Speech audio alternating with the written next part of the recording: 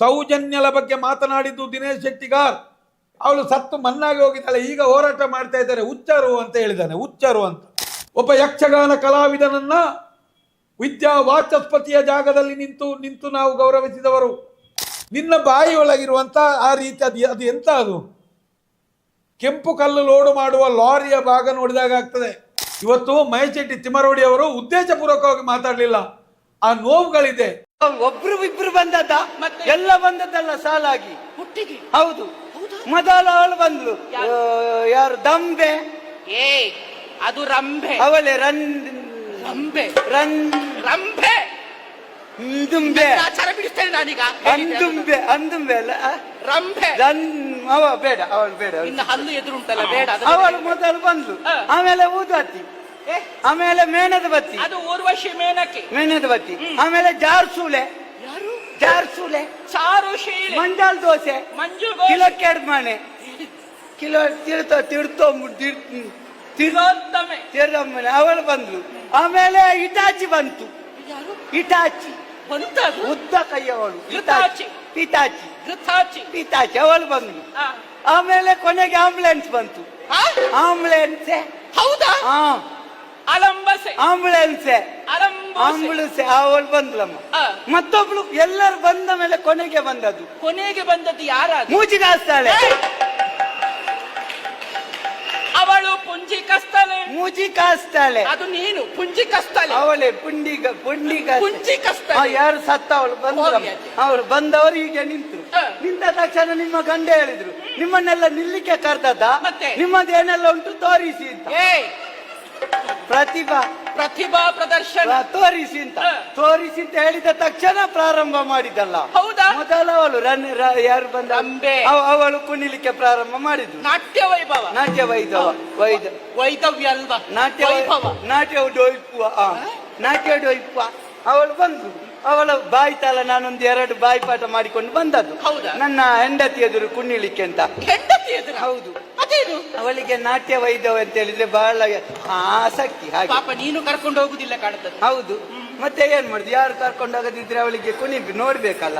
ಹಾಗೆ ಅಮ್ಮ ಹೆಂಡತಿ ಎದುರು ಕುಣಿಲಿಕ್ಕೆ ಅಂತ ಬಾಯ್ತಲ್ಲ ಬಾಯಿಪಾಠ ಮಾಡಿದ್ದು. ನಿಮ್ಮ ಎದುರು ಕುಣಿಬೇಕಾ? ನಿನ್ನ ಹೆಂಡತಿ ನಾನಾ ಪಾಪಿ? ನಾನು ಕೇಳಿದ್ದಪ್ಪ, ಮತ್ತೆ ಇಲ್ಲಿ ಕುಣಿದ್ರೆ ಅವಳಿಗೆ ಸಾಕಾಗದಿದ್ರೆ ಅದು ಕೇಳಿದ್ದಕ್ಕೆ. ನನ್ನನ್ನ ಅಮ್ಮ ಎನ್ನುವ ಹಾಗೆ ಭಾವಿಸಿಕೊಂಡು ಕುಣಿ. ಹೌದು, ಅದು ಅಮ್ಮ ಕುಣಿತೇನಮ್ಮ. ಬಾಯ್ತಲ್ಲ ಕೇಳಿ. ದಿನ ಕೊರತೈ ದರಿಗಿಡ ಕೆಡ್ತಕ ದಿನ ಕೊರತೈ ದರಿಗಿಡ ಕೆಡ್ತಕ ದಿನ ಕೊರತೈ ದರಿಗಿಡ ಕೆಡ್ತಕ ಚಕ್ಕುಳಿನಿಂದ ತಾಮ್. ಅಲ್ಲ, ಇಂಥ ಬಾಯ್ತಾಳವನ್ನ ಜೀವಮಾನದಲ್ಲಿ ನಾನಂತೂ ಹೋರಾಟ ಮತ್ತೆ ಆ ಹೋರಾಟಕ್ಕೆ ಎದುರಾಗುವಂಥ ಸವಾಲುಗಳು ಮತ್ತು ಹೋರಾಟಗಾರನು ಹತ್ತಿಕ್ಕಲು ಮಾಡುವಂಥ ಕೆಲವೊಂದು ಅಸ್ತ್ರಗಳು, ಇದೆಲ್ಲವನ್ನು ಗಮನಿಸಿದಾಗ ಬಹುಶಃ 2-3 ವರ್ಷಗಳಿಂದ ನಿರಂತರವಾಗಿ ಹೋರಾಟದ ಸರ್ವೋಚ್ಚ ನಾಯಕ ಮಹೇಶ್ ತಿಮ್ಮರೋಡಿಗೆ ಒಂದು ಉರುಳು ಹಾಕಿ ಕಾಯುತ್ತಿರುವಂಥ 2 ಕಲಾವಿದರು, ಒಬ್ಬ ದಿನೇಶ್ ಶೆಟ್ಟಿ ಕೋಡಪದವ್, ಮತ್ತೊಬ್ಬ ಪ್ರಜ್ವಲ್ ಕುಮಾರ್ ಉಜಿರೆ. ಯಾವ ರೀತಿ ವಿಶ್ವಾಸ ದ್ರೋಹಿಗಳು ಮತ್ತೆ ಬೆನ್ನಿಗೆ ಚೂರಿ ಹಾಕುವಂಥ, ಉಣ್ಣುವ ತಟ್ಟೆಗೆ ವಿಷ ಹಾಕುವಂಥ ಪಾಪಿಗಳಿದ್ದಾರೆ ಅಂತ ನಾವು ಇದರಲ್ಲಿ ಗಮನಿಸಬೇಕು. ಮಹೇಶ್ ತಿಮ್ಮರೋಡಿ ಅವರು ಕಳೆದ 13 ವರ್ಷಗಳಿಂದ ಅಲ್ಲಿ ಅನೇಕವಾದಂಥ ಬರ್ಬರವಾದಂಥ ಅತ್ಯಾಚಾರಗಳು ನಡೀತಿದೆ. ಕೊಂದವರು ಯಾರು ಅಂತ ನಮಗೆ ಗೊತ್ತಿಲ್ಲ, ಆರೋಪಿಗಳು ಸಿಗ್ತಾ ಇಲ್ಲ.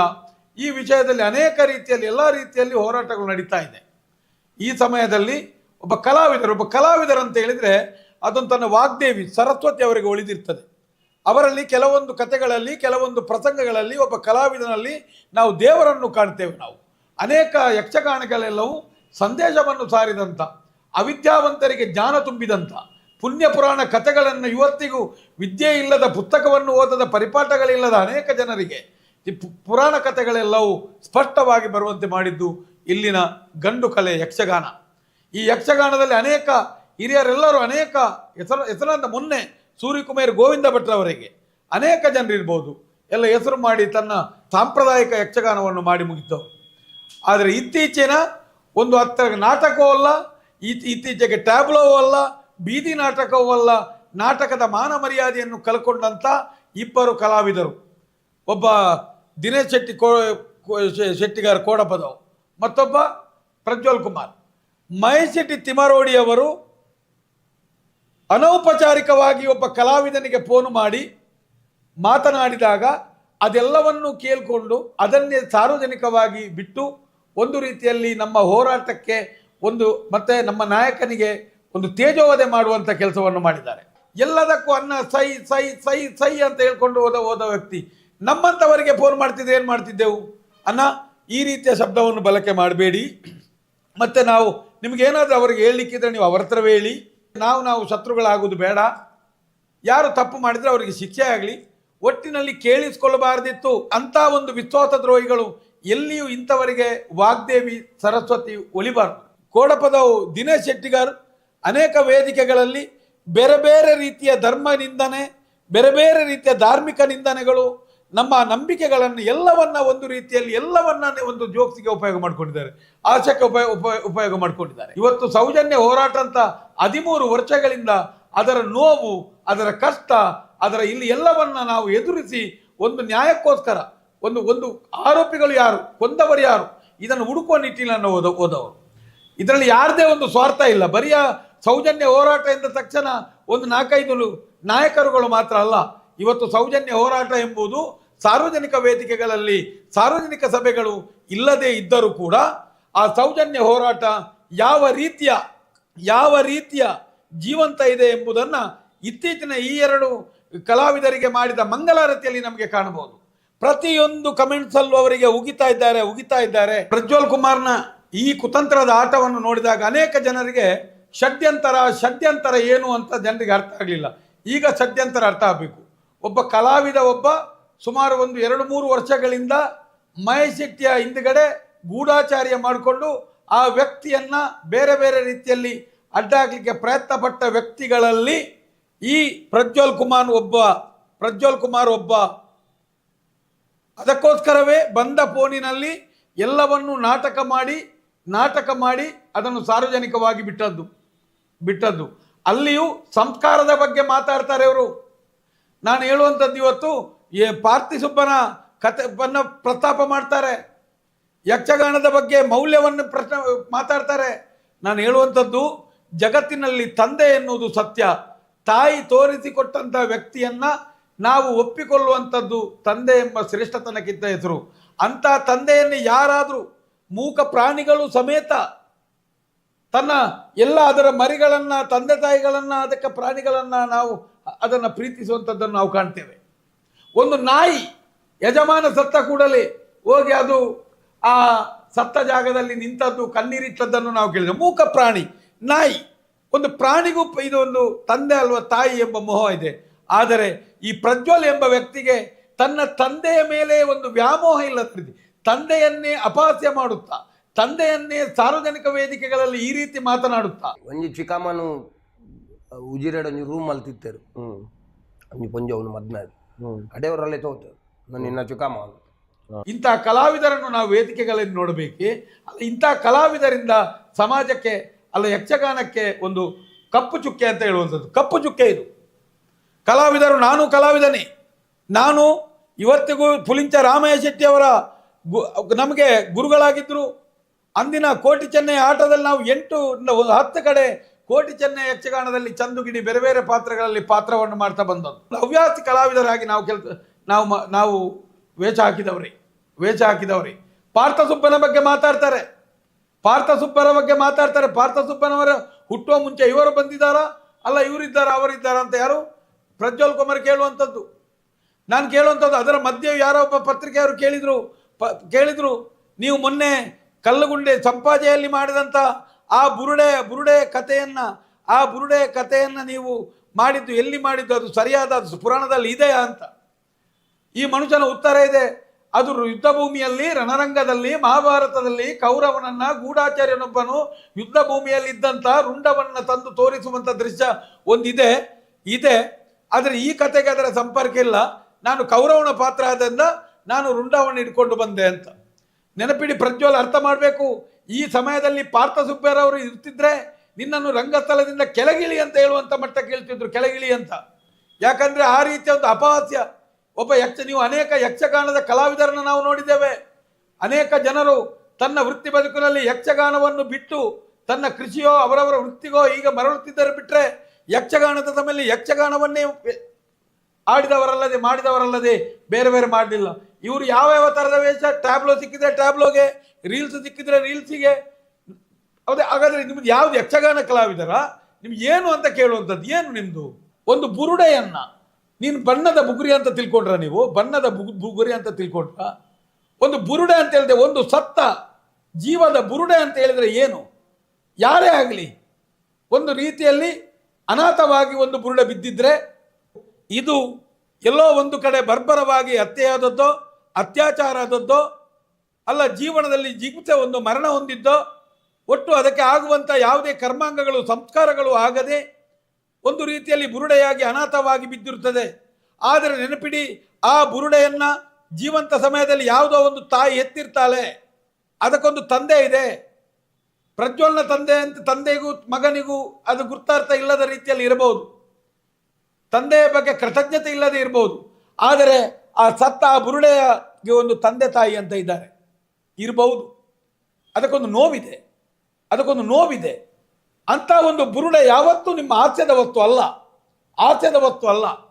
ಅದನ್ನು ನೀವು ಈ ರೀತಿಯಾಗಿ ಬುರುಡೆ ಬುರುಡೆ ಅಂತೇಳಿ ನೀವು ಜನರನ್ನು ನಗಿಸಲಿಕ್ಕೆ ಉಪಯೋಗಿಸುವ ಸೊತ್ತು ಅಲ್ಲ ಅದು. ಅದರ ಮೇಲೂ ನೀವು ಪಾರ್ಥ ಸುಬ್ಬರ ಬಗ್ಗೆ ಹೇಳಿದಿರಲ್ಲ, ನೀವು ಯುದ್ಧ ಭೂಮಿಯಲ್ಲಿ ವೀರ ಮರಣವನ್ನು ಅಪ್ಪಿದಂಥ ರುಂಡವೇದನಾದಂಥ, ಯುದ್ಧದಲ್ಲಿ ಶಿರಚ್ಛೇದ ಆದಂಥ, ಯುದ್ಧ ಭೂಮಿಯಲ್ಲಿ ಬಿದ್ದಂಥ ಸತ್ತ ಹೆಣಗಳ ರುಂಡವು ನಿನಗೆ ಹಾಸ್ಯದ ವಸ್ತು ಆಯಿತೆ. ನಾನು ಉಲ್ವೆಕೋಡಿ ಸುಬ್ಬಪ್ಪಯ್ಯನವರ ಕೌರವನನ್ನು ನೋಡಿದ್ದೇವೆ ನಾವು, ನಿನ್ನ ಮೊನ್ನೆಯ ಕೌರವನನ್ನು ನೋಡಿದ್ದೇವೆ ನಾವು, ಗೋವಿಂದ ಭಟ್ರ ಕೌರವನನ್ನು ನೋಡಿದ್ದೇವೆ. ಅನೇಕ ಯಕ್ಷಗಾನ ಕಲಾವಿದರು ಇರ್ಬೋದು ನೋಡಿ, ಸಿದ್ದಕಟ್ಟೆ ಚೆನ್ನಪ್ಪ ಶೆಟ್ಟಿ, ಸಿದ್ದಕಟ್ಟೆ ವಿಶ್ವನಾಥ್ ಶೆಟ್ಟಿ ಇರ್ಬೋದು, ಪುಳಿಂಚ ರಾಮಯ್ಯ ಶೆಟ್ಟಿ ಇರ್ಬೋದು, ಅನೇಕ ಬಣ್ಣದ ವೇಷದ ಇರ್ಬೋದು, ಅಂಬು ಇರ್ಬೋದು, ಎಂತೆಂಥ ಕಲಾವಿದರು. ಈ ಕಲಾವಿದರ ಬಗ್ಗೆ ನಿಮಗೊಂದು ಚೌಕಟ್ಟು ಅಂತ ಇದೆಯಾ? ಯಕ್ಷಗಾನಕ್ಕೆ ಚೌಕಿ ಅಂತ ಕರೆಯುವುದೇ, ಅದಕ್ಕೆ ಚೌಕಟ್ಟು ಇದೆ ಅಂತ. ಅಂಥ ಒಂದು ಯುದ್ಧ ಭೂಮಿಯಲ್ಲಿರುವಂಥ ಸತ್ತ ವೀರಮರಣ ಅಪ್ಪಿದವರು ನಿಮಗೆ ಹಾಸ್ಯದ ವಸ್ತು ಆಯಿತು. ಇವತ್ತು ಮಹೇಶ್ ಶೆಟ್ಟಿ ತಿಮ್ಮರೋಡಿ ಅವರು ಉದ್ದೇಶಪೂರ್ವಕವಾಗಿ ಮಾತಾಡಲಿಲ್ಲ, ಆ ನೋವುಗಳಿದೆ. ಯಾಕಂತ ಹೇಳಿದ್ರೆ 13 ವರ್ಷಗಳಿಂದ ನಿರಂತರವಾಗಿ ಅತ್ಯಾಚಾರ, ಅದಕ್ಕೆ ಒಂದು ನ್ಯಾಯ ಸಿಗ್ತಾ ಇಲ್ಲ. ಕೊಂದವರು ಯಾರು ಅಂತ ಗೊತ್ತಾಗುವುದಿಲ್ಲ, ಗೊತ್ತಿದ್ದು ಮೌನಕ್ಕೆ ಶರಣಾಗ್ತಾ ಇದ್ದಾರೆ. ಇಲ್ಲಿಯ ಶಾಸಕರಿರ್ಬೋದು, ಇಲ್ಲಿ ಅನೇಕ ಎಂಪಿಗಳಿರ್ಬೋದು, ಕೇಂದ್ರ ಸರ್ಕಾರ ಇರ್ಬೋದು, ರಾಜ್ಯ ಸರ್ಕಾರ ಇರ್ಬೋದು, ಮಠಮಾನ್ಯಗಳಿರ್ಬೋದು, ಇದು ಯಾವುದು ಒಂದು ಸ್ಪಂದಿಸದೆ ಈ ರೀತಿಯಾದಂಥ ಸಾಮೂಹಿಕವಾದಂಥ ಒಂದು 600ಕ್ಕೂ ಮಿಕ್ಕಿ ಹತ್ಯೆಯಾದಂಥ ಜಾಗದಲ್ಲಿ ಆರೋಪಿ ಸಿಗದೇ ಇದ್ದಾಗ ಮೊನ್ನೆ SIT ಒಂದು ರಚನೆ ಮಾಡಿತ್ತು. ಆ SIT ಕೊನೆಗೆ ಕಲ್ಲಾಟವನ್ನು ಆಡಲಿಕ್ಕೆ ಶುರು ಮಾಡಿತ್ತು. ನಿಮಗೆ ಹಾಕಿದಂಥ ಕಮೆಂಟ್ಸ್ನಲ್ಲಿ ತಮ್ಮಣ್ಣ ಶೆಟ್ಟಿ ಕಮೆಂಟ್ಸ್ ಹಾಕಲಿಲ್ಲ, ಪ್ರಸನ್ನ ಅವರವರು ಕಮೆಂಟ್ಸ್ ಹಾಕಲಿಲ್ಲ, ಮಟ್ಟಣ್ಣನವರು ಕಮೆಂಟ್ಸ್ ಹಾಕಲಿಲ್ಲ, ಮಹೇಶ್ ಶೆಟ್ಟಿ ಅವರು ಕಮೆಂಟ್ಸ್ ಹಾಕಲಿಲ್ಲ. ನೋಡಿ, 4-5 ಜನ ಇರುವುದು. ಆದರೆ ನಿಮಗೆ ಉಗಿತಿರುವುದು ಅವರು ಒಂದು ಹೋರಾಟವನ್ನು ಜೀವಂತವಾಗಿ ಇಡಲಿಕ್ಕೆ. ಇಲ್ಲಿ ಕಳೆದ ನಮಗೆ ಅನೇಕ ಹೋರಾಟಗಳಲ್ಲಿ ಸಭೆ ಸಮಾರಂಭಗಳು ಹೋರಾಟಗಳು 5:30 ಗಂಟೆಗೆ ಆರಂಭ ಆಗ್ತಿದ್ರೆ 2 ಗಂಟೆಗೆ ಮನೆಗೆ ಬಾಗಿಲಾಕಿ ಮಕ್ಕಳೊಂದಿಗೆ ಬಂದು ಬಿಸಿಲಲ್ಲಿ ಕಾದು ಇನ್ನು 1000 ಗಟ್ಟಲೆ ಜನರು ನಿಂತು ಆದರೂ ಒಂದು ನ್ಯಾಯ ಸಿಗ್ಬೇಕಂತ ಹೋರಾಟ ಮಾಡಿದಂಥ ಕೋಟ್ಯಾಂತರ ಇಲ್ಲಿ ಹೋರಾಟಗಾರರಿಂದ ಈ ಜೀವಂತವಾಗಿದ್ದದ್ದು ಇವತ್ತು ಜೀವಂತವಾಗಿದ್ದದ್ದು. ಈ ಹೋರಾಟ ಅಂತ ಹೇಳಿದ್ರೆ ಇದು ಒಂದು ಮನೋರಂಜನೆಗಿದ್ದ ವಸ್ತು ಅಲ್ಲ. ನಿನ್ನ ಈ ರೀತಿ ಒಂದು ನಾಟಕವೂ ಅಲ್ಲ, ಯಕ್ಷಗಾನವೂ ಅಲ್ಲದ ಆ ರೀತಿಯದ್ದು ಹೋರಾಟ ಅಲ್ಲ. ಇದು ಹೋರಾಟ. ಇವತ್ತು ನೀನು ಅರ್ಥ ಮಾಡಬೇಕು, ನೀವು ಕಲಾವಿದರು ಕಳೆದ 13 ವರ್ಷಗಳಿಂದ ಆದಂಥ ಹೋರಾಟದ ಫಲವಾಗಿ ಆ ಸ್ಥಳದಲ್ಲಿ ಇವತ್ತಿಗೂ ಒಂದು ಅತ್ಯಾಚಾರಗಳಾಗಲಿಲ್ಲ, ಕೊಲೆ ಆಗಲಿಲ್ಲ. ಮಹೇಶ್ ಶೆಟ್ಟಿ ತಿಮ್ಮರೋಡಿಯಿಂದ ನಿಮಗೆ ಆದ ತೊಂದರೆ ಏನು?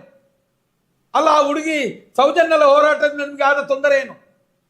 ನಿನಗೆ ಇಲ್ಲಿ ಈ ರೀತಿಯಾಗಿ ಬುರುಡೆಯನ್ನ ನೆಗಡುವ ಸತ್ವವನ್ನಾಗಿ ನಿನಗೆ ಮಾಡಲಿಕ್ಕೆ ನಿನಗೆ ಆಗುವುದಾದರೆ, ನಾನು ಹೇಳುವಂಥದ್ದು ಅದೇ ಸ್ಥಳದಲ್ಲಿ ಬರ್ಬರವಾಗಿ ಬೆಂಕಿಯಲ್ಲಿ ಸುಟ್ಟು ಬೂದಿಯಾದಂಥ ವೇದವಲ್ಲಿಯ ಕತೆ, 53 ದಿನ ಗೃಹ ಬಂಧನಲ್ಲಿದ್ದು ಬೇಕಾದಾಗೆ ಉಪಯೋಗಿಸಿ 54ನೇ ದಿನ ನದಿಯಲ್ಲಿ ಹೆಣವನ್ನು ಬಿಸಾಡಿದ ಬರ್ಬರ ಕತೆ, ಆನೆ ಮಾವುತರನ್ನ ಅಕ್ಕ ತಂಗಿನ ರುಪ್ಪು ಕಲ್ಲಿನಿಂದ ಹಾಕಿ ಬರ್ಬರವಾಗಿ ಕೊಲೆ, ಅತ್ಯಾಚಾರ, ಸೌಜನ್ಯ ಎಂಬ ಶಾಲೆಗೆ ಹೋಗುವ ಮುಗ್ಧ ಮಗು ಯೂನಿಫಾರ್ಮಲ್ಲಿ ರಾಕ್ಷಸರು ಅತ್ಯಾಚಾರ ಮಾಡಿ ಕೊಂದು ಬಿಸಾಡಿ ಕೈಗಳನ್ನು ಕಟ್ಟಿ ಮರ್ಮಾಂಗಕ್ಕೆ ಮಣ್ಣು ಹಾಕಿದ ಬರ್ಬರ ಕತೆ, 600ಕ್ಕೂ ಮಿಕ್ಕಿ ಬೇರೆ ಬೇರೆ ರೀತಿಯಲ್ಲಿ ಅಸಹಜ ಸಾವಿನ ಮುಖಾಂತರ ಸತ್ತಂತ ಈ ಜೀವಗಳು ಇದಕ್ಕೆಲ್ಲ ಮೌಲ್ಯ. ಇಂಥ ಒಂದು ನಿನಗೆ ಬುರುಡೆಯ ಕತೆ ಮಾಡುವವನಿಗೆ ಈ ಬರ್ಬರವಾದಂಥ ಹತ್ಯೆಯ ಒಂದು ಕಥೆಯನ್ನು ನಿನಗೆ ಜನರಿಗೆ ತೋರಿಸಲಿಕ್ಕೆ ಯಾಕೆ ಆಗಲಿಲ್ಲ? ಅಲ್ಲ, ಆರೋಪಿಗಳೇ ಸಿಗದೇ ಇದ್ದದ್ದು ಯಾಕೆ ಎಂಬುದರ ವಿಚಾರಗಳನ್ನು ಒಂದು ಕಥೆಯನ್ನಾಗಿ ಜನರಿಗೆ ಯಾಕೆ ನಿನಗೆ ತೋರಿಸಲಿಕ್ಕೆ ಆಗಲಿಲ್ಲ? ಒಂದು ವೇಳೆ ಪ್ರಜ್ವಲ್ಗೆ ಹೇಳುವಂಥದ್ದು, ಒಂದು ವೇಳೆ ನೀನಂತ ಒಳ್ಳೆಯ ಕೆಲಸ ಮಾಡ್ತಿದ್ರೆ ಒಂದು ಜಾಗೃತಿಯಾಗಿ ಬರ್ತಿತ್ತು. ಈ ಹೋರಾಟದ ಹಿಂದೆ ಧರ್ಮ ದೈವಗಳ ಪ್ರಾರ್ಥನೆ ಇದೆ, ಕೋಟ್ಯಾಂತರ ಜನರ ಸಮಯ ಇದೆ. ಒಂದಷ್ಟು ಪ್ರಾಣ ಬಿಟ್ಟು ಅತ್ಯಾಚಾರಗಳಿಗೆ ಪ್ರಾಣ ಬಿಡುವಂತಹ ಸಮಯದಲ್ಲಿ ಅವರ ಒಂದು ಚಿತ್ರಹಿಂಸೆಯ ನೋವು ಅದು ಇದೆ. ಮುಂದೆ ನಿಮ್ಮನ್ನು ಎಲ್ಲರನ್ನೂ ಅದು ಕಾಡ್ತಾ ಇದೆ. ಜೊತೆಗೆ ನಿನ್ನ ಇನ್ನೊಬ್ಬ ಕೋಡಪದವು ದಿನೇಶ್ ಶೆಟ್ಟಿಗಾರ್, ನಿಮಗೆ ಇವತ್ತು ಮಹೇಶ್ ಶೆಟ್ಟಿ ತಿಮರೋಡಿ ಕೆಲವು ವಿಚಾರದಲ್ಲಿ ಮಾತನಾಡಿದ್ದು ನಮಗೆ ತಪ್ಪು ಅಂತ ಇರಬಹುದು. ಆದರೂ ಅದರಲ್ಲಿ ಕೆಲವೊಂದು ವಿಚಾರಗಳನ್ನು ಮಾತನಾಡಿದ ರೀತಿ ತಪ್ಪು ಅಂತ ತಮ್ಮನ್ ಶೆಟ್ಟಿ ನೇರ ಅದನ್ನು ಖಂಡಿಸ್ತೇನೆ. ಆದರೂ ಒಂದೆರಡು ವಿಚಾರಗಳಲ್ಲಿ ಅವರು ಮಾಡಿದ ಮಾತು ಈ ಪ್ರಜ್ವಲ್ಗೆ ಮತ್ತೆ ಈ ದಿನೇಶ್ ಶೆಟ್ಟಿಗಾರ್ ಕೋಡಪದವಿಗೆ ಸ್ಪಷ್ಟವಾಗಿ ಅದು ಒಳ್ಳೆ ವಿಚಾರ ಆಗಿದೆ. ಅದು ಅವರ ಯೋಗ್ಯತೆಗೆ ಸಿಕ್ಕಿದೆ. ಯಾಕಂತ ಹೇಳಿದ್ರೆ ತಲೆಗೆ ಹಾಕಿದ ನೀರು ಕಾಲಿಗೆ ಬೀಳ್ತದೆ ಅಂತ ನಮ್ಗೆ ಗೊತ್ತಿದೆ. ಒಂದಲ್ಲ ಒಂದು ದಿನ ನಿಮಗೆ ಈ ಸೌಜನ್ಯ ಎಂಬ ಆತ್ಮ ನಿಮ್ಮನ್ನು ಬಿಡಲಿಕ್ಕೆ ಸಾಧ್ಯವೇ ಇಲ್ಲ. ಯಾಕಂತ ಹೇಳಿದ್ರೆ ಇದೇ ದಿನೇಶ್ ಶೆಟ್ಟಿಗಾರ್ ವಿಟ್ಲದಲ್ಲಿ 3 ವರ್ಷಗಳ ಹಿಂದೆ ಆದಂಥ ಸೌಜನ್ಯ ಹೋರಾಟದ ಸಾರ್ವಜನಿಕ ಸಭೆಯೊಂದು ವಿಟ್ಲದ ಬಸ್ ಸ್ಟ್ಯಾಂಡಲ್ಲಿ ಭಾರಿ ಯಶಸ್ವಿಯಾಗಿ ನಡೆಯಿತು. ಆ ಸಮಯದಲ್ಲಿ ನಾವು ಅಲ್ಲಿನ ಸೀಮೆಯ ಮಲರಾಯನನ್ನು, ಕೇಪುನ ಉಳ್ಳಾಲ್ತಿಯನ್ನು, ಕೆಲಿಜದ ಉಳ್ಳಾಲ್ತಿಯನ್ನು ಸ್ಮರಿಸಿ ನಾವು ನ್ಯಾಯ ಸಿಗಬೇಕು, ಕೊಂದವರು ಯಾರು ಅಂತ ಗೊತ್ತಿಲ್ಲ, ನ್ಯಾಯ ಸಿಗಬೇಕು ಅಂತ ನಾವು ನ್ಯಾಯ ಭಿಕ್ಷೆಯನ್ನು ಬೇಡಿದವರು ನಾವು.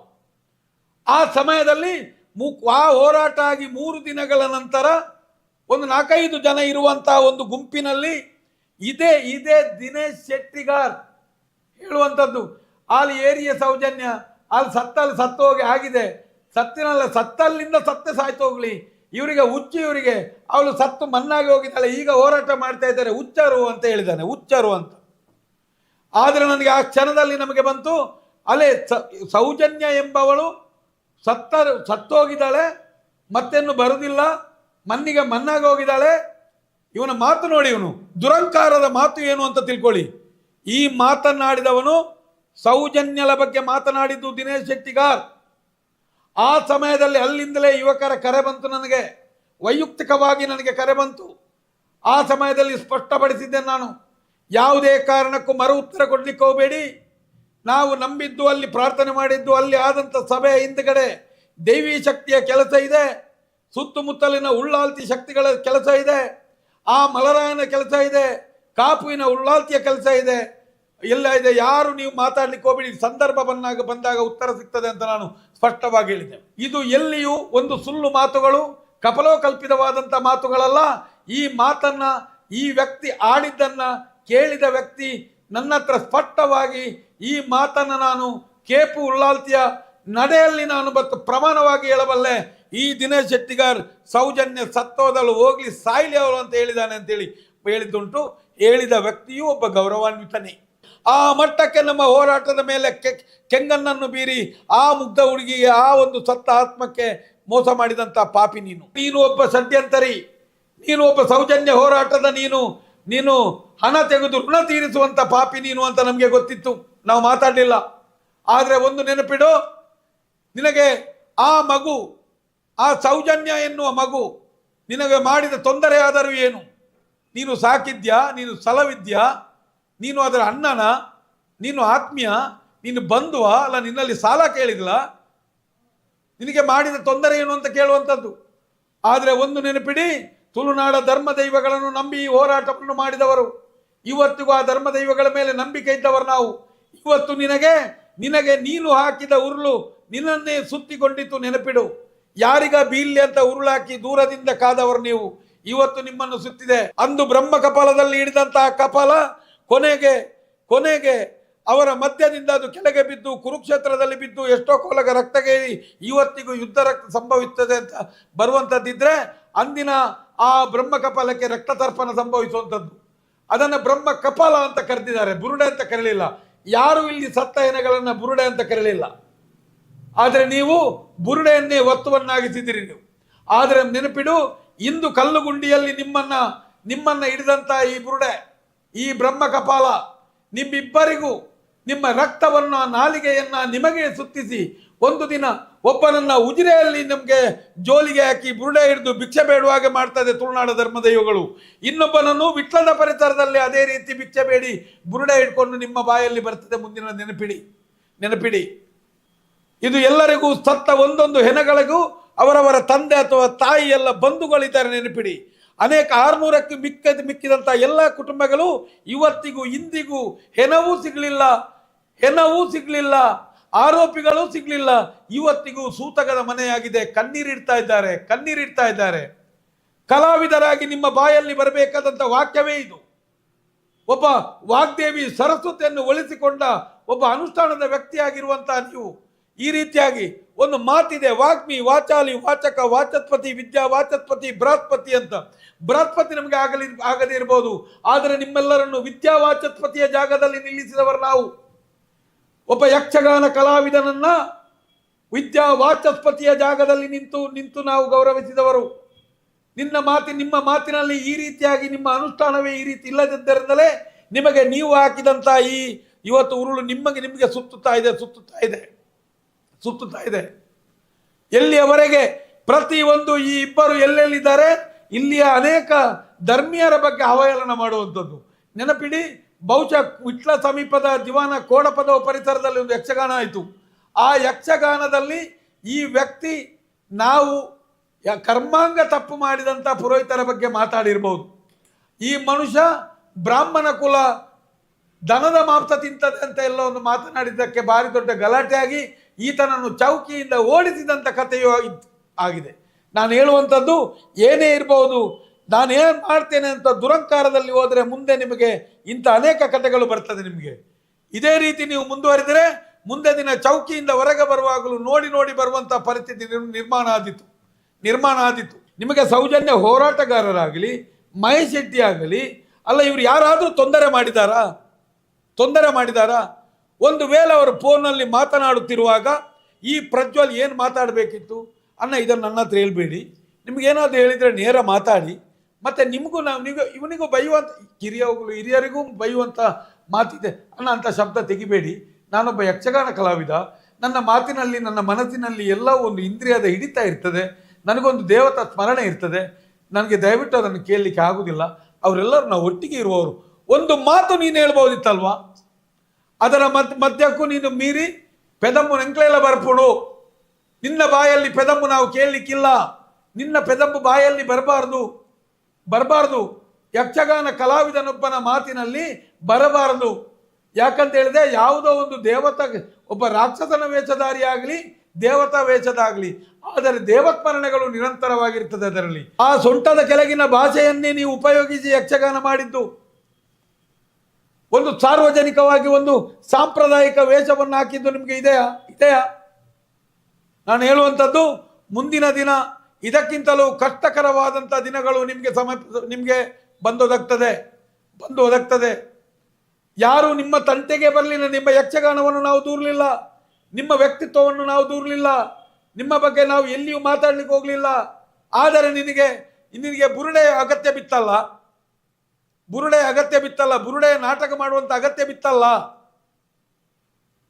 ಆವತ್ತೇ ನಾವು ಇಲ್ಲಿಂದ ನೀನು ಅಲ್ಲಿ ಸೌಜನ್ಯದ ಬಗ್ಗೆ ನೀನು ಮಾತನಾಡಿದ್ಯಾ, ಆತ್ಮದ ಬಗ್ಗೆ ಮಾತನಾಡಿದ್ದೆ ಅಂದಾಗ ಕರೆ ಬಂದು ನಾನು ಏನಾದರೂ ಒಂದೇ ಒಂದು ನಾವು ಕರೆ ಕೊಡ್ತಿದ್ರೆ ಅಂಕದ ಪರದೆ ಎಳಿಬೇಕಿತ್ತು. ಯಕ್ಷಗಾನದ ಅಂಕದ ಪರದೆ ಮಂಗಳಾಡಬೇಕಿತ್ತು. ಆ ರೀತಿಯ ದ್ವೇಷದಲ್ಲಿದ್ದರು ಜನ ಆ ಸಮಯದಲ್ಲಿ. ಆದರೆ ನಾವು ಎಲ್ಲಿಯೂ ನಮ್ಮ ಹೋರಾಟ ಎಂಬುದು ನೋವುಗಳನ್ನು ಬೇಕಾದರೆ ನಾವು ತಿಂತೇವೆ. ಇದು ಸಂಘರ್ಷಕ್ಕೆ ಇರುವಂಥದ್ದಲ್ಲ, ಬೈಗುಲಕ್ಕೆ ಇರುವಂಥದ್ದಲ್ಲ. ಬುದ್ಧಿ ಕಡಿಮೆ ಇದ್ದರೂ ದೇವರ ಮುಂದೆ ಸರಿ ಮಾಡಬಹುದು ಅಂತೇಳಿ ಆ ಕೇಪುವಿನ ಉಳ್ಳಾಲ್ತಿಗೆ ನಿಮ್ಮ ಮೇಲೆ ನಾವು ಕೈ ಮುಗಿದು ನಿಂತವರು. SIT ಬಂದ ಸಮಯದಲ್ಲಿ ಅದರ ಒಳಗಡೆ ಆಗುವಂಥ ಅನೇಕ ಕಲ್ಲಾಟವನ್ನು ಒಂದು ರೀತಿಯಲ್ಲಿ ಬೇರೆ ಬೇರೆ ರೀತಿಯಲ್ಲಿ ಕಲ್ಲಾಟಗಳಾದಾಗ ನಾವು ಮೊರೆ ಹೋದದ್ದು ನಾನೇ ಸ್ವತಃ ವಿಟ್ಲದಿಂದ ಒಂದು ಜನಪ್ರತಿನಿಧಿಯನ್ನು ನಾವು ಬಂದರೆ ಗೊತ್ತಾಗ್ತದೆ ಅಂತೇಳಿ ನಾನೊಬ್ಬ ಜನಪ್ರತಿನಿಧಿಗೆ ಇದನ್ನು ನೀವು ಅಲ್ಲಿ ಒಂದು ಈ ಹೋರಾಟದ ವಿಷಯದಲ್ಲಿ ಒಂದು ಕಾಣಿಕೆ ಉಳ್ಳಾಲ್ತಿಗೆ ಸಮರ್ಪಿಸಿ ಪ್ರಾರ್ಥಿಸಿ, ಯಾರು ಕೊಂದದ್ದು ಅಂತ ನಮಗೆ ಗೊತ್ತಿಲ್ಲ, ಅಪರಾಧಿಗಳು ಯಾರು ಅಂತ ಗೊತ್ತಿಲ್ಲ, ಆದರೆ ನ್ಯಾಯ ಸಿಗಲಿ, SIT ಆದರೂ ಒಂದು ಪಾರದರ್ಶಕವಾದಂಥ ಒಂದು ತನಿಖೆಯನ್ನು ಮಾಡಿ ಅಪರಾಧಿಗಳನ್ನು ಹಿಡಿಲಿ ಅಂತ ನಾವು ಕೈ ಮುಗಿದವರು. ಯಾಕೆ ಆಗುದಿಲ್ಲ? ಇವತ್ತು ಮೊನ್ನೆ ಕುಲಕರ್ಣಿಗೆ ಜೈಲಾಯಿತು, ಅಸರಂ ಬಾಬುಗೆ ಜೈಲಾಯಿತು, ಮೊನ್ನೆ ಮಹಾರಾಷ್ಟ್ರದಲ್ಲಿರುವಂಥ ನಾಸಿಕ್ನಲ್ಲಿರುವಂಥ ಒಬ್ಬ ಸ್ವಾಮೀಜಿ 120ಕ್ಕೂ ಅಧಿಕ ಜನರನ್ನ ಬೇರೆ ಬೇರೆ ರೀತಿಯಲ್ಲಿ ಕಾಮತೀಟೆಯನ್ನು ತೀರಿಸಿದಂಥ ಸ್ವಾಮೀಜಿ ಜೈಲಾಯಿತು, ಮೊನ್ನೆ ಅವರನ್ನು ಹಿಡಿದ್ರು. ಬೇರೆ ಬೇರೆ ರೀತಿಯ ಅನೇಕ ಜನರು ಇವತ್ತು ಸಿಗ್ತಾ ಇದ್ದಾರೆ. ಎಲ್ಲರೂ ಸಿಗ್ತಿರುವಾಗ ಈ ಇಲ್ಲಿರುವಂಥ ಮುಗ್ಧ ಬಡವರಲ್ಲಿ ಸತ್ತಂತ ಒಂದೇ ಒಂದು ಮೊದಲಿನ ವೇದವಲ್ಲಿ ಒಂದು ಡಾಕ್ಟರ್ ಹೆಂಡತಿರಬಹುದು, ಅದರ ನಂತರದ 3-4ವರೆಗೆ ಸ್ವಲ್ಪ ಏನೋ ಸ್ಥಿತಿವಂತರ ರೀತಿ ಇರಬಹುದು, ಆದರೆ 500ಕ್ಕೆ ಮಿಕ್ಕಿ ಸತ್ತದ್ದು ಎಲ್ಲವೂ ಕಾರ್ಮಿಕರು, ಅನೇಕ ಭಿಕ್ಷುಕರು. ಸೌಜನ್ಯ ಹೋರಾಟಕ್ಕೆ ಸ್ಫೂರ್ತಿ ತುಂಬುವ ರೀತಿಯಲ್ಲಿ ಸಾರ್ವಜನಿಕವಾಗಿ ಈ ಹೋರಾಟಕ್ಕೆ ಧೈರ್ಯ ತುಂಬಿ ಮಾತನಾಡಿದ, ಸಪೋರ್ಟ್ ಮಾಡಿದರಲ್ಲಿ ಒಬ್ಬರು ನಮ್ಮ ಅರುಣ್ ಬೋಲಾರ್, ಮತ್ತೆ ನಮ್ಮ ರೂಪೇಶ್ ರವರು ಮಾಡಿದ್ದಾರೆ, ರೂಪೇಶ್ ಶೆಟ್ಟಿ ಅವರು ಸಪೋರ್ಟ್ ಮಾಡಿದ್ದಾರೆ. ಇವತ್ತಿಗೂ ಇಲ್ಲಿ ದೇವದಾಸ್ ಕಾಪಿಕಾಡ್ರವರ ನಾಟಕ ತಂಡ ಇದೆ, ವಿಜಯ್ ಕುಮಾರ್ ಕೊಡಿಯಾಲ್ರವರ ನಾಟಕ ತಂಡ ಇದೆ, ಪ್ರಸಂತರವರ ತಂಡ ಇದೆ, ಅನೇಕ ತಂಡಗಳಿದೆ. ಎಲ್ಲಿಯಾದರೂ ದೇವದಾಸ್ ಕಾಪಿಕಾಡ್ರವರ 60ಕ್ಕೂ ಮಿಕ್ಕಿ ನಾಟಕಗಳಲ್ಲಿ ಒಂದು 35-40 ನಾವು ನೇರ ನೋಡಿದ್ದು, ಒಂದೇ ಒಂದು ಅಶ್ಲೀಲ ಶಬ್ದಗಳು, ಒಂದೇ ಒಂದು ಮಹಿಳಾ ನಿಂದನೆ ಫ್ಯಾಮಿಲಿ ಸಮೇತ ನೋಡುವಂಥದ್ದಿದೆ, ನೀವು ನೋಡುವಂಥದ್ದಿದೆ. ಆದರೆ ನಿಮ್ಮದು ಯಾವ ರೀತಿ ಇದೆ? ಅನೇಕ ನಾಟಕಗಳು ವಿಜಯ್ ಕುಮಾರ್ ಕೊಡಿಯಾಲ್ ನಾಟಕದಲ್ಲಿ ಸಂದೇಶಗಳಿದೆ, ಎಲ್ಲರಲ್ಲೂ ಇದೆ. ಹಾಗಾದರೆ ಇಲ್ಲಿ ಅನೇಕ ಕಟೀಲಿನ ಮೇಳ, ಮಂದರ್ತಿ ಮೇಳ, ಬೇರೆ ಬೇರೆ ಮೇಳಗಳೆಲ್ಲ, ಹರಿಕೆಯ ಮೇಳ, ದೇವರ ಮೇಳ ಎಲ್ಲ ಇರುವಂಥದ್ದು ಮೇಳದಲ್ಲಿ ಎಲ್ಲಿಯಾದರೂ ಈ ರೀತಿ ಇದೆಯಾ? ಎಲ್ಲಿಯಾದರೂ ಇದೆಯಾ? ಈ ಇಬ್ಬರ ನಿಮ್ಮ ಈ ಒಂದು ಇದು ಆಚೆ ಇದು ಏನಂತ ತಿಳ್ಕೊಳ್ಳುವಂಥ ಈ ರೀತಿಯಾದಂಥ ಯಕ್ಷಗಾನಕ್ಕೆ ಅಪಚಾರ ಮಾಡಿದಿರಿ. ಮುಂದಿನ ದಿನ ಒಬ್ಬ ಯಕ್ಷ ಪ್ರಿಯರಿಗೆ ಹೇಳುವಂಥದ್ದು ಇಂಥ ಈ ರೀತಿಯಾದಂಥ ಅರ್ಥ ಇಲ್ಲದ ವಿಚಾರವನ್ನು ಧಿಕ್ಕರಿಸಬೇಕು, ಬಹಿಷ್ಕರಿಸಬೇಕು. ಅದನ್ನು ರಾತ್ರಿ ಕೂತು ಫ್ಯಾಮಿಲಿಯ ಜೊತೆ, ಕುಟುಂಬದ ಜೊತೆ ನೋಡುವುದಾದ್ರೂ ಹೇಗೆ? ಯಕ್ಷಗಾನಕ್ಕೆ ಒಂದು ಅದರದೇ ಆದಂಥ ಚೌಕಟ್ಟಿದೆ, ಅದರದ್ದೇ ಆದಂಥ ಒಂದು ರೀತಿ ನೀತಿಗಳು, ಸಂಸ್ಕಾರ ಇದೆ. ಇದು ಎಲ್ಲವೂ ಇದ್ದು ನೀವು ಈ ರೀತಿ ಮಾಡುವಂಥದ್ದು, ನೀವು ಏನು ಬೇಕಾದರೂ ಮಾಡ್ಕೊಳ್ಳಿ, ಆದರೆ ನಿಮ್ಮಂಥ ಒಂದು ಪಾಪಿಗಳು ಯಾವ ರೀತಿಯಲ್ಲಿ ಮುಕ್ತ ಆ ಒಂದು ಹೋರಾಟಕ್ಕೆ ನೀವು ಮಾಡಿದಂಥ ಈ ಧೋಖ ಇದೆ ಅಲ್ವಾ, ನೀವು ಮಾಡಿದಂಥ ಈ ರೀತಿಯ ಕೃತ್ಯ ಇದೆ ಅಲ್ವಾ, ಇದು ನೀವು ಮಾತ್ರ ಮುಂದಿನ ದಿನ ಭಾರಿ ಬೆಲೆ ತೆರಿಬೇಕಾಗ್ತದೆ. ಇದಕ್ಕೆ ಒಂದು ಯಕ್ಷಗಾನದಲ್ಲಿ ಇರಬಹುದು, ನಿಜ ಜೀವನದಲ್ಲಿ ಇರಬಹುದು, ಯುದ್ಧರಂಗದಲ್ಲಿ ಇರಬಹುದು. ನಮಗೆ ಗೊತ್ತಿದೆ, ನಿಮಗೆ ಒಬ್ಬ ಯುದ್ಧರಂಗದಲ್ಲಿಯೂ ಒಬ್ಬ ನಿಶಸ್ತ್ರಧಾರಿಯಾಗಿದ್ದರೆ ಆತನ ಮೇಲೆ ಬಾಣ ಪ್ರಯೋಗ ಮಾಡಬಾರದು, ಆತನ ಮೇಲೆ ಯುದ್ಧ ಮಾಡಬಾರದು ಅಂತ ನಿಯಮ ಇದೆ. ಒಬ್ಬ ಬೇಟೆಗಾರನು ಪೊದೆಯಲ್ಲಿರುವಂಥ ಪ್ರಾಣಿ ಇರಬಹುದು, ಗುಹೆಯಲ್ಲಿರುವಂಥ ಪ್ರಾಣಿ ಇರಬಹುದು, ಪೊದೆಯಲ್ಲಿರುವಂಥ ಪಕ್ಷಿ ಇರಬಹುದು, ಅದನ್ನು ಸ್ವಲ್ಪ ಶಿಕಾರಿಯಲ್ಲಿ ಬೇಟೆ ಹೊಡಿಬೇಕಿದ್ರೆ ಹಾರಿಸಿ ಕೊಡಬೇಕು ಅಂತ ನಿಯಮ ಇದೆ, ಹಾರಿಸಿ ಹೊಡಿಬೇಕು ಅಂತ ನಿಯಮ ಇದೆ. ಉಣ್ಣುವ ತಟ್ಟೆಗೆ ವಿಷ ಹಾಕಿದಂಥ ಪಾಪ ನೀನು ಎದುರಿನವನಿಗೆ ಮಾಡಿದ್ದೇ ಹೌದಾದರೆ ನಿನಗೂ ಅದು ಸುತ್ತದೆ. ಅಲ್ಲಿ ಅನ್ನ ಅಕ್ಕ ಬೇಕಾದಾಗೆ ನೀನು ಮಾತಾಡಿ ಪತ್ರಿಕಾ ಹೇಳಿಕೆಯಲ್ಲಿ ನಿನ್ನ ಮಾತುಗಳೇನಿತ್ತು? ಸಂಸ್ಕಾರ ಎಲ್ಲಿದೆ? ಸಂಸ್ಕಾರ ನಿನಗೆ ಒಂದು ಸಲ ಬ್ರಷ್ ಹಾಕುವಷ್ಟು ನಿನಗೆ ಸೌಜನ್ಯ. ಒಬ್ಬ ಪ್ರಾಣಿಗೂ ಮನುಷ್ಯನಿಗೂ ವ್ಯತ್ಯಾಸ ಇರದ ಮನುಷ್ಯ, ನಿನ್ನ ಬಾಯಿ ಹೇಗಿದೆ ಅಂತ ಒಮ್ಮೆ ನೋಡ್ಕೋಪ್ಪ. ನಾನು ನಿನಗೆ ಒಂದು 3-4 ಸಲ ನಾವು ಬೇಕಾದಾಗ ವೀಳ್ಯದೆಲೆ ತಿಂತೇವೆ. ವೀಳ್ಯದೆಲೆ ತಿನ್ನುವವರು ತುಂಬಾ ಜನ ಇದ್ದಾರೆ. ನಿನ್ನ ಪ್ರಾಯ ಎಷ್ಟು? ನಿನ್ನ ಬಾಯಿ ಒಳಗಿರುವಂಥ ಆ ರೀತಿ ಅದು ಎಂತ? ಅದು ಕೆಂಪು ಕಲ್ಲು ಲೋಡು ಮಾಡುವ ಲಾರಿಯ ಭಾಗ ನೋಡಿದಾಗ ಆಗ್ತದೆ. ನಿನಗೊಂದು ಬ್ರಷ್ ಹಾಕ್ಲಿಕ್ಕೂ ಗೊತ್ತಿಲ್ಲ. ನಾನು ಹೇಳುದು, ಮನುಷ್ಯನಿಗೆ ಮೂಕ ಪ್ರಾಣಿಗಳು ಸ್ವಚ್ಛವಾಗಿರ್ತವೆ, ಆದರೆ ಇಂಥ ಪ್ರಾಣಿ, ಈ ಗಪ್ಪು ವಾಸನೆ ಬರುವ ಈ ಪ್ರಾಣಿಗಳು ಮುಂದಿನ ದಿನ ಇದಕ್ಕೊಂದು ಹದಗೆಡ್ತದೆ, ನಿಮ್ಮ ಜೀವನ ಹದಗೆಡ್ತದೆ. ಒಂದು ಮುಕ್ತವಾದಂಥ ಸೌಜನ್ಯದ ಬಗ್ಗೆ ಸತ್ತವಳು ಸತ್ತಾಗಿ ಹೋಗಲಿ ಅವಳು ಅಂತೇಳಿ ನೀಚವಾಗಿ ಮಾತನಾಡಿದ್ದು, ಒಂದು 13 ವರ್ಷದಿಂದ ಹೋರಾಟವನ್ನು ಮಾಡಿ ಹೋರಾಟದಲ್ಲ ಮುಂಚೂಣಿಯಲ್ಲಿದ್ದು ಮಾಡಿದಂತ ಮೈಸೆಟ್ಟಿ ತಿಮ್ಮರೋಡಿಯನ್ನ ಸುಲಭದಲ್ಲಿ ಅವರ ಫೋನ್ ಬರುವ ರೀತಿಯಲ್ಲಿ ಕೆಡ್ಡಕ್ಕೆ ಹಾಕಿ ಒಂದು ರೀತಿಯಲ್ಲಿ ಆ ತೇಜೋವಧೆ ಮಾಡಲಿಕ್ಕೆ ಪ್ರಯತ್ನ ಪಟ್ಟದ್ದು ನೆನಪಿಡು. ಈ ಹೋರಾಟದ ಹಿಂದೆ ತುಳುನಾಡ ಧರ್ಮ ದೈವಗಳ ಕಾರಣಿಕ ಇದೆ, ಪ್ರಾರ್ಥನೆಗಳಿದೆ, ಸಾವಿರಾರು ಜನರ ಹೋರಾಟದ ಫಲ ಇದೆ, ಅನೇಕ ಮುಗ್ಧ ಜೀವಗಳ ನೋವಿದೆ, ಕಣ್ಣೀರಿದೆ. ಈ ಬುರುಡೆ ಅಂದ್ರೆ ನೀನು ಏನ್ ತಿಳ್ಕೊಂಡಿದ್ದಿ? ಈ ಬುರುಡೆ ಇವತ್ತು ನಿಮ್ಮನ್ನು ಸುತ್ತಿಸಿತು.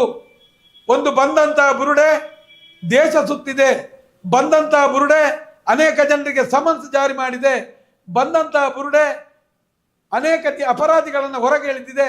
ಈಗ ಬುರುಡೆ ಸುತ್ತಿದ್ದು ಈ 2 ಕಲಾವಿದರ ಸುತ್ತ ನೆನಪಿಡಿ.